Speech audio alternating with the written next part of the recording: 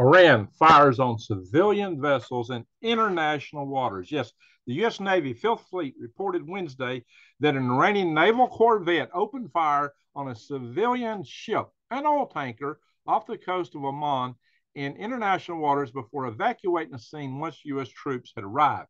Now, this was done from an Iranian corvette, which happens to sport multiple weapon systems. It has a 76 millimeter gun on the bow. It has two 40 millimeter Bofors and two 12.7 millimeter machine guns. The Iranian warship made an attempt to board the two commercial vessels. They actually tried to get two. They tried to board two vessels early on Wednesday morning on the 5th of July.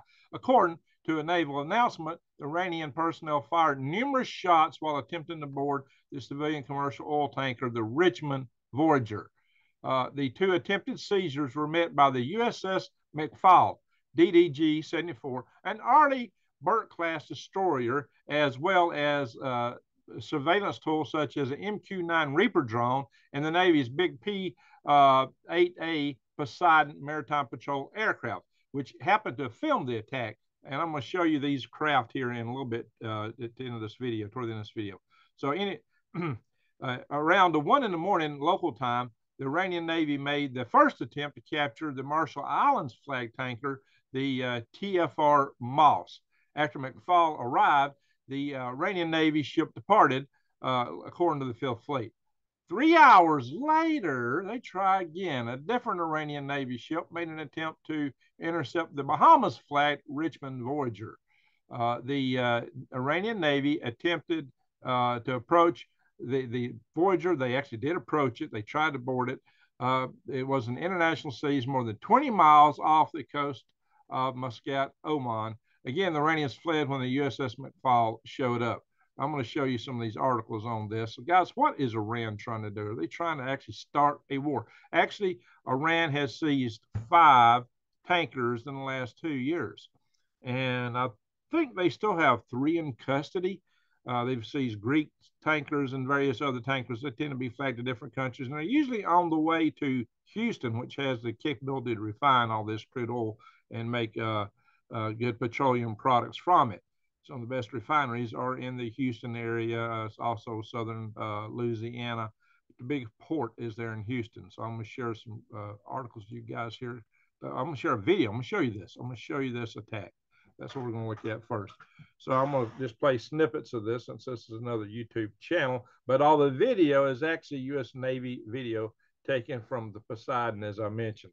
So here it is. You see this guy steaming through the water here. Now, what's not Navy is the overlay. It belongs to this channel here, which is USNI News Video. They also have a website, so you can see it steaming. And here is the Iranian corvette, and you can't really see it very well in this video, but there is the oil tanker out here. Let me skip forward in the video a little bit to about 14. Ding, ding, ding, ding. I'm going to show you some different things. Here we go. Now you can see both the corvette and the MT Richmond Voyager here.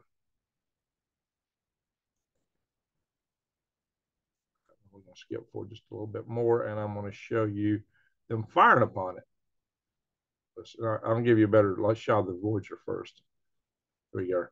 This is a shot of the Richmond Voyager. You can see it steaming there near the near Oman. And then we'll come out here and watch them fire on it. Now I'll play this video a little bit longer. So I'm playing another channel's video. You've got to use discretion on what you show. Even though it's Navy video, it's actually, this all video is naval. Here we go. See, you see this right here? This is the rounds that have actually hit the ship and ricocheted off. They're going straight up. They were fired at it from over here. They hit the ship and they bounced off right up. They're firing at the superstructure of this ship where the crew lives. That's the part they're firing at, right here where the crew lives. And I can show you a couple of shots here where they actually hit the ship with these rounds. But some of them do ricochet off because the ships are pretty tough. But look at that, guys. And you'll see several of these ricocheting off. That's one set. And there's more after their little circles disappear. You can see them going in a moment. That continues for a little bit. There we are. There's more. and it just keeps happening. See more. So that's what's happening. They're firing at this ship. Actually, I don't think they actually got close to this one. The other vessel managed to just steam off, but the McFall is what really breached what they were trying to do. We're going to skip well ahead here. Right. Let's see, we'll skip this far. Yeah, right here, we're going to see the damage. There it is, guys. There is one of the hit sites. And we're going to skip forward a little bit more. Here we go. This is some of the shrapnel from the Iranian rounds that were collected. And there's another hit site right here. So there's this is where the crew lives. They're shooting at where the crew lives and works. Fortunately, nobody was injured in this incident. Fortunately. But you know, when you're taking rounds like that, it's very easy for bad things to happen to people. And these are civilians on a civilian craft, a civilian commercial craft in international waters. This is a crime. And in fact, the U.S. Navy has video here of the Iranian Navy committing a crime at high sea by firing on this ship. You've seen it right here firsthand, guys. So here's another article showing a Panamanian flagged oil tanker, which the Iranians had tried to take. I showed you a video a few months ago about a South Korean oil tanker they tried to take. No, they actually did take that one. Yeah, and what else is ran up to? Well, they just so happened to be trying to transfer long-range missiles to Venezuela. Yeah, they're, you know, guys, what is cooking here? Like I said, are they actually aching for a break-in? Are they trying to foment a war? Do they want to pull us in? Is this some of that 12th of Mahdi stuff that we've heard about, that they got to have a ward for the 12th of Mahdi to come out of the well or out of the cave? I don't know, guys. I'm not saying it is or saying it isn't. And I'm not saying that the leaders, even though it's an Islamic Republic of the Shia faith, I'm not saying the sect of Islam, I'm not saying that that's what they're really up to. I'm not inside their heads, but they are definitely being very testy here with open seas piracy, committing crimes on international waters. Will the United States respond any further? You know, it's the United States that pretty much polices the oceans and makes global trade possible with our Navy, but we're kind of backing away from that kind of operation more and more. But these things, some of these ships were heading to Houston, guys. So what's going to happen? Will the United States further engage in this? Where are we going? Where are we going? Yeah, this is an article about some of the tankers that were seized. So, guys, if this ain't got you thinking, I mean, why would Iran really take these kind of chances? You know, there might be some little profit motive involved in it, but it can't be that big in the grand scheme of things, because Iran actually has cut some real lucrative deals with China. They're making a lot of money with China right now. So is it a fact that China also extended a lot of money to the government of Iran so that they could remain in power and kind of hold them off against the people who really don't like the government being run by the Ayatollahs. They want to change the government. They actually, people in Iran want a Western style government. They're not happy with what they're on. We've seen a lot of protests over there in the last year about that. So, and they had the protest about the ladies not wanting to wear the stuff on their head. If you remember, it was very violent, actually. So a lot of people in Iran are not happy with the regime that runs the country, but that regime is being propped up with a lot of money out of China.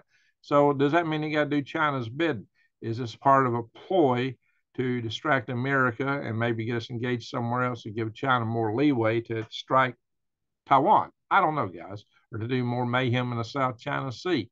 You know, you just got to wonder what the chess game really is. That seems kind of far-fetched, but, you know, China would definitely like to move other pieces and use other countries as their pawns on the grand global chess set to secure their position, to take the things they want to distract America. How many fronts can we be involved in at one time? You know, are they going to get North Korea to do something? Look at all the emphasis that's going on in Europe right now. I don't know. That's, you know, I hate speculating, but guys, you got to really wonder what the game is. So these are just open-ended questions. I don't know, guys, but if they don't get you thinking about prep it, you really do need to think about it very seriously. Go to the big box stores and stock up on the beans and rice. Watch my videos on how to eat free from the weeds and the trees, and get you some long-term food storage. You got a special deal here. If you go to prepwithgreg.com, prepwithgreg.com, we got $80 off a 4-week supply of food. That's these 2 buckets. You know, what this kind of food is good for, it's really good for bugging out with, because these buckets are very robust. They're sealed, and then these packages are sealed. It's lightweight.